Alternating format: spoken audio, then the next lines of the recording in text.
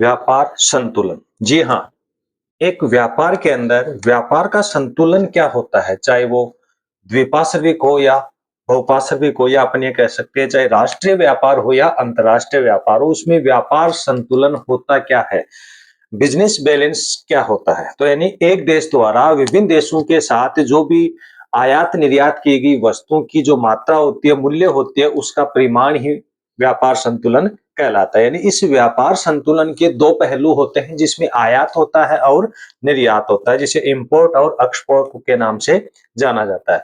यानी जो वस्तुएं खरीदी जाती हैं दूसरे देशों से, जो वस्तुएं आयात होती हैं, उसके बदले में अपन विभिन्न देशों को कितनी भी वस्तुएं मूल्य के हिसाब से कितनी वस्तुएं देते हैं, तो इन दोनों के मध्य जो है ना वो तुलना की जाती है। वो तुलना ही व्यापार संतुलन कहलाती है। अब इसमें देखा जाए कि व्यापार संतुलन के दो रूप होते हैं, यानी दो रूपों में ये व्यापार संतुलन होता है। तो देखो इसके दोनों रूप पढ़ेंगे व्यापार संतुलन में। एक तो होता है अनुकूल व्यापार संतुलन, संतुलन, और एक होता है प्रतिकूल प्रतिकूल व्यापार संतुलन। ये व्यापार के दो रूप हो गए, व्यापार के ये दो रूप होते हैं। या अपन इसे ये कह सकते हैं कि जो अनुकूल व्यापार होता है उसे अपन धनात्मक भी कह सकते हैं, और प्रतिकूल को ऋणात्मक भी कहा जा सकता है। तो इसमें ध्यान देना, शायद हो सकता है अनुकूल या धनात्मक या प्रतिकूल या ऋणात्मक से आप समझ गए होंगे, लेकिन एक बार ध्यान देना है कि ये व्यापार क्या होता है। अभी मैंने कहा कि एक देश द्वारा दो देश या विभिन्न देशों के मध्य भिन्न भिन्न प्रकार की वस्तुओं का जो आयात और निर्यात होता है, उसका मूल्य मात्रा का ही परिमाण जो होता है वही व्यापार संतुलन कहलाता है। ये व्यापार संतुलन दो रूपों के अंदर होता है, ठीक है। या अपन ये कहें कि जो आयातित वस्तुएं होती हैं, जो निर्यात की गई वस्तुओं के मध्य का जो अंतर पाया जाता है वो व्यापार संतुलन कहा जाता है। जैसे मान लो अपन प्रति वर्ष 1 अरब रुपए की वस्तुएं जो है ना वो बाहर निर्यात कर रहे हैं, और या तो कम, उससे कम रुपए की या उससे ज्यादा रुपए की वस्तुएं है ना वो निर्यात कर रहे हैं, हम आयात कर रहे हैं और निर्यात कर रहे हैं। तो उनमें जो संतुलन होता है, उनमें जो बैलेंस होगा वही हमारा क्या कहलाता है, व्यापार संतुलन कहलाता है। तो इनको इन दो रूपों के माध्यम से समझते हैं कि अनुकूल व्यापार क्या होता है। यानी एक देश के द्वारा दूसरे देश को, जैसे ए कोई देश है, बी कोई देश है, ए देश है, वो बी देश को प्रतिवर्ष 1 अरब रुपया, प्रतिवर्ष 1 अरब रुपए की वस्तुएं क्या कर रहा है, वो निर्यात कर रहा है, निर्यात 1 अरब प्रतिवर्ष की बात कर रहे हैं अपन यहाँ पर, प्रतिवर्ष। प्रतिवर्ष ए देश है, वो बी देश को 1 अरब रुपए की वस्तुएं निर्यात कर रहा है, लेकिन वो इस विभिन्न देशों से, सी डी ई कोई भी और देश हो गए, विभिन्न देशों से, या अपन ये कहें ये भी अलग अलग देशों को जो है ना वो भिन्न भिन्न वस्तुएं बेच रहा है। एक देश ने होकर बहुदेशीय यह व्यापार भी हो सकता है।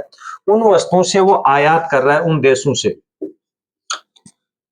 उन देशों से वो मान लो 50 करोड़ रुपया, 50 करोड़ रुपए की वस्तुएं आयात कर रहा है। तो इनका क्या बैलेंस क्या रहा है, आयात और निर्यात का, यानी कि 1 अरब रुपए की वो निर्यात कर रहा है, 50 करोड़ रुपए की जो है ना वो वस्तुएं को क्या कर रहा है, आयात कर रहा है।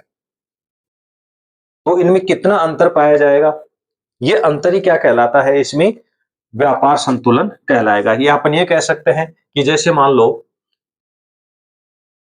100 करोड़ रुपए, सही समझने के लिए मैं बता दूं, 100 करोड़ रुपए नहीं, 1 अरब हो गया, 100 करोड़ रुपए की वस्तुएं वो निर्यात कर रहा है, 50 करोड़ रुपए की वस्तुएं आयात कर रहा है। तो इन दोनों का मार्जिन क्या हो गया, इन दोनों का मार्जिन हमें कितना मिल गया, 50 करोड़ रुपए क्या हुआ है, ये देश को है ना वो फायदा हुआ है, फायदा है, ठीक है। या अपन ये कहें कि 100 रुपए की वस्तुएं बेची जा रही है, 50 रुपए की वस्तुएं खरीदी जा रही है, तो हमारे घर में पैसा आ रहा है 100 रुपया वस्तु के बेचने पे, वस्तु के खरीदने पे 50 रुपए हमें लग रहे हैं, तो हमें कितना मुनाफा हो रहा है, 50 रुपए का मुनाफा हो रहा है। जब मुनाफा हमें हो रहा है तो ये व्यापार हमारे पक्ष में हुआ, पक्ष में होने का मतलब अनुकूल हुआ, अनुकूल होने का मतलब हो गया धनात्मक हुआ है, धनात्मक यानी हमारे पक्ष में हुआ है। तो ऐसा व्यापार तो कहलाता है अनुकूल व्यापार संतुलन, यानी कि जो व्यापार हमारे पक्ष में होता है, कम दामों की वस्तुएं अपन दूसरे देशों से मंगवाते हैं और ज्यादा दामों की वस्तुएं दूसरे देशों को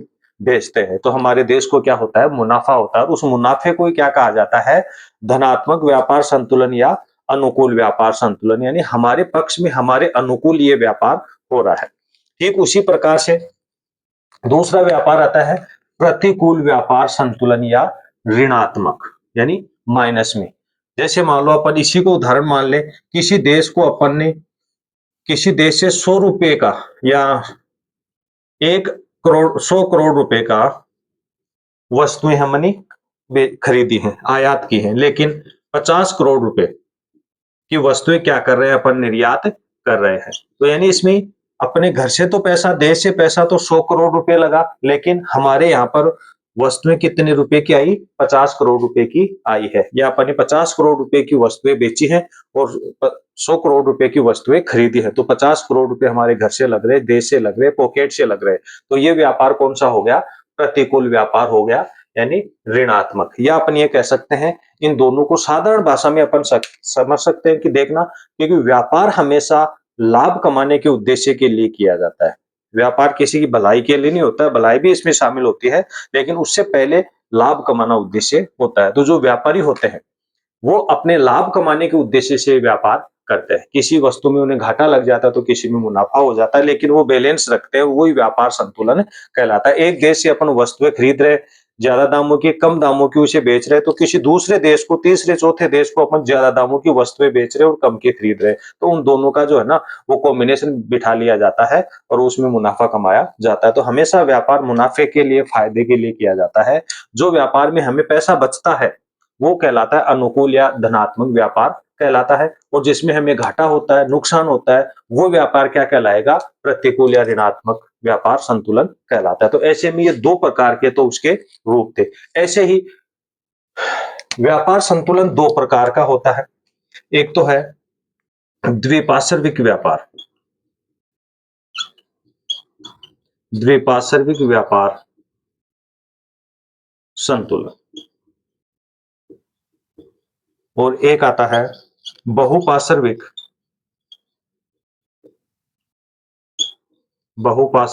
व्यापार संतुलन, यानी व्यापार संतुलन के दो प्रकार है। अब इसमें नाम से पता चल रहा है कि ये द्विपार्श्विक है और ये बहुपार्श्विक है, यानी कि व्यापार हमेशा द्विपार्श्विक और बहुपार्श्विक होता है। अब द्विपार्श्विक और बहुपार्श्विक होते क्या है, इसके लिए देखना, द्वि यानी दो, यानी वह व्यापार जो दो देशों के मध्य, दो देशों के आपस में, जो दो देशों के मध्य व्यापार होता है वो द्विपार्श्विक व्यापार संतुलन कहलाता है। और एक आ रहा है आपका बहुपार्श्विक, यानी इसके अंदर बहुत से देश हो गए, 2 3 5 हो गए, 10 हो गए, 20 हो गए, विश्व के सभी देश भी इसमें शामिल हो सकते हैं। तो यानी ऐसा देश जो बहुत से देशों के साथ अपना व्यापारिक संबंध रखता है वो बहुपार्श्विक व्यापार कहलाता है, क्योंकि ये व्यापार किसी एक दो देश से नहीं होकर बहुत से देशों के साथ ये संतुलन की व्यापार होता है, वो बहुपार्श्विक व्यापार संतुलन कहलाता है।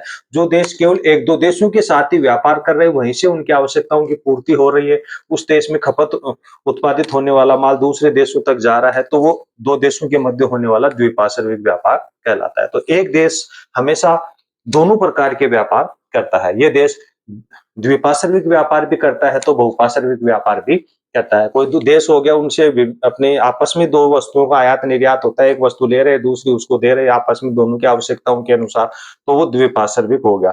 और उनके अलावा और भी दूसरे देशों से वस्तुएं मंगवा रहे हुए भेज रहे, तो वो बहुपार्श्विक व्यापार हो गया है। देखो इस व्यापार के लिए एक सबसे बड़ी बात यह है कि विदेश नीति का होना बहुत ही जरूरी है। विदेश नीति का होना बहुत ही जरूरी है, क्योंकि विदेश नीति ही किसी देश के व्यापार को धनात्मक कर सकती है तो ऋणात्मक भी कर सकती है। विदेश नीति होती क्या है, यानी दूसरे देशों के साथ हमारे जो विचार हैं, वो क्या है, हमारा व्यवहार उनके साथ क्या है, कैसे अपन उनको हमारे पक्ष में जो है ना वो कर सकते हैं। कभी आपने देखा होगा विभिन्न देशों के जो राष्ट्राध्यक्ष वगैरह या राष्ट्राध्यक्षों की जो टीम आती है, वो एक दूसरे को आपको हैंडशेक हाथ मिलाते हुए देखा हो, एक दूसरे को फाइल ट्रांसफर करते हुए देखा होगा। तो वो व्यापार के समझौते होते हैं। आपसी सहमति से वो एक दूसरे के व्यापार डील करते हैं कि आने वाले 5 वर्षों में या 10 वर्षों में हम आपस में ये दोनों ये इन सामानों की डील करेंगे, ये हमारे समझौता हुआ और समझौते के लिखित तौर पर उनका जो टीम होती है, जो डेलीगेशन होता है, वो सारी टीम वहां पर हस्ताक्षर करती है। तो आपने देखा भी होगा टीवी चैनल वगैरह पे कि आपस में साइन करते हुए नजर आते हैं, एक दूसरे को फाइल ट्रांसफर करते हुए हैंडशेक हाथ मिलाते हुए देखा होगा। वो होता है समझौता। और ये समझौता इन्हीं के ऊपर निर्भर करता है, अनुकूल होता है या प्रतिकूल होता है, चाहे द्विपार्श्विक होता है या बहुपार्श्विक होता है। तो एक विदेश नीति का होना बहुत ही जरूरी है। एक ताजा ही एक अभी अपने भारत के अंदर एक ताजा ही ऐसी न्यूज चल रही है जिसको काफी भिन्न-भिन्न प्रकार के संगठनों के द्वारा उन्हें हवा दी जा रही है। ये कहा जा रहा है कि अभी-अभी ताजा ही मोदी जी ने ये कहा है, भारत के जो प्रधानमंत्री हैं, उन्होंने ये कहा है कि विदेश यात्रा से बचिए। अब विदेश यात्रा से बचने का मतलब कोई जोखिम नहीं है कि कहीं दूसरे देशों में आप जा रहे हो तो वहां पर आपको जोखिम है, बल्कि ऐसा नहीं है। विदेश यात्रा से बचने का उनका एक संकेत यही रहा है कि ज्यादा से ज्यादा विदेशी मुद्रा को जो है ना वो कम खर्च किया जाए, क्योंकि विदेशों में जाएंगे तो अपने खुद की इंडियन करेंसी को अपन संबंधित देश की करेंसी में कन्वर्ट करवाएंगे और उसको वहां पर अपन खर्च करेंगे, तो उससे वो बचने के लिए कहा गया। लेकिन कुछ संगठनों के द्वारा ये कहा गया है कि मोदी जी खुद विदेश यात्रा पर जा रहे हैं, दूसरों को मना कर रहे हैं। तो भैया जी विदेश वो जा रहे हैं तो कोई पिकनिक के लिए नहीं जा रहे हैं, बल्कि इसी व्यापार संतुलन को स्थापित करने के लिए जा रहे हैं, जो अभी भारत के अंदर ऊर्जा संकट जो गहरा रहा है, उसके लिए जा रहे हैं। जैसे अभी-अभी यूएई गए हैं, तो वहां पर उन्होंने जो होर्मुज का जो रास्ता था, उससे बच के उससे पहले ही जो है ना यूएई का जो है ना तेल गैस वगैरह की जो व्यवस्था हो रही है, तो वहीं से वो लेकर आ रहे हैं। तो वहां पर समझौता हुआ है कि आप जितनी आपको चाहिए वहां से आप ये ऊर्जा ले सकते हैं। तो हर व्यक्ति की व्यापार जो संतुलन है ना वो विदेश नीति के ऊपर निर्भर करता है कि कैसे उस देश के जो लीडरशिप होती है, उस देश के जो नेता होते हैं, जो उनकी डेलीगेशन जो विदेशों में जाती है, वो यही व्यवस्था करती है कि उनके उन देशों के साथ क्या रिलेशन रहे हैं, क्या उनके लाइजन है, कैसा उनका संपर्क रहा है, क्या सबसे बड़ा प्रभाव डालता है उसका व्यक्तित्व है, पर्सनैलिटी कि उस देश का जो मुखिया आ रहा है उसकी जो पर्सनैलिटी, उसका व्यक्तित्व क्या है। तो उस व्यक्तित्व को जो है ना वो व्यापारिक को भी थोड़ा प्रभावित करता है, क्योंकि उसका जो दृष्टिकोण होता है, देखने का जो नजरिया है, वो किस प्रकार से संबंधित देश को अपने अनुकूल करता है। तो ये सारे इस व्यापार संतुलन का ही एक हिस्सा है, क्योंकि व्यापार संतुलन तभी बना रहता है जब हमारे विभिन्न देशों के साथ आपसी रिश्ते जो समझ होते हैं, विचारों की जो समझ है वो मेल खाती है। तो अपन उनके साथ ऐसा डील कर सकते हैं जो हमारे लिए एक मुनाफा कर सकते हैं। तो ये एक व्यापार संतुलन है। इसके बाद में इस चैप्टर के अंदर व्यापार से जुड़े हुए बहुत सी ऐसी गतिविधियां हैं जो व्यापार को मतलब कंट्रोल करते, विदेशी अंतर्राष्ट्रीय व्यापार को कंट्रोल करते, जैसे विश्व व्यापार संगठन कहा जाता है। विश्व व्यापार संगठन बढ़ते विभिन्न देशों के मध्य व्यापारिक गतिविधियों का नियम का रेगुलेशन को जो है ना किस प्रकार से हैंडल करता है। उसके बाद में आ जाती है व्यापार की मुक्त नीति, कि एक व्यापार को ज्यादा बढ़ावा देने के लिए विभिन्न देशों के द्वारा कौन-कौन सी नीतियाँ अपनाई जा रही हैं, जिससे व्यापार को बढ़ावा दिया जा सकता है। और इसमें सबसे बड़ी भूमिका होती है एक ऐसी जो बिंदु है जिनकी सबसे बड़ी बड़ी भूमिका होती है और उसको कहा जाता है पतन यानी बंदरगाह। विदेशी व्यापार का एक मार्ग होता है, या अपन कह सकते हैं कि पतन अंतर्राष्ट्रीय व्यापार का एक प्रवेश द्वार भी कहा जाता है। तो इसको आगामी लेसन में वीडियोज़ में अपन देखेंगे। तब तक हमारे चैनल को लाइव सब्सक्राइब करते रहिए। अगर शेयर नहीं किया है तो प्लीज़ इसे शेयर कर दीजिए।